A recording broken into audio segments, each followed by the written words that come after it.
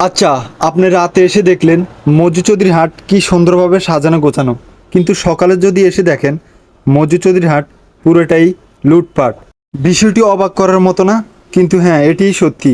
মাত্র একদিনের ভিতরে পুরো মজু চৌধুরী হাট দোকানপাটগুলো ভেঙে দেওয়া হচ্ছে। বাণিজ্য বন্ধ হয়ে যাবে, তো মানুষের এই ক্ষয়ক্ষতির কোনো পূরণ আছে? না না, এখানে কোনো ক্ষয়ক্ষতির পুরো নেই, সরকারের জায়গা সরকারের নিতেছে। তো দর্শক, আসসালামু আলাইকুম। আমরা আরো একটি লোকের কাছে জানবো, শাহিন খান।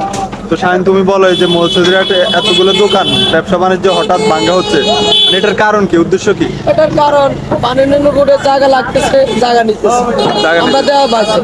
মানে আমি তো কাল রাতে দেখলাম সবকিছু ঠিক, আজকে হঠাৎ এভাবে কেমনে কি? দীর্ঘদিন ধরে ব্যাটারা নোটিশ দেওয়ার মাধ্যমে তারপরে নিতেছে। অনেকদিন ধরে নোটিশ দিতেছে, অনেকদিন পরে নোটিশ দেওয়ার পরে আজকে নিতেছে।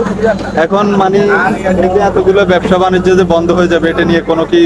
হ্যাঁ, অনেক ক্ষয়ক্ষতি আছে। আমার এমনকি দেশের সরকারের কাছে একটা আবেদন, যেন আমরা সুস্থ বাজার চাই। ভাই আপনার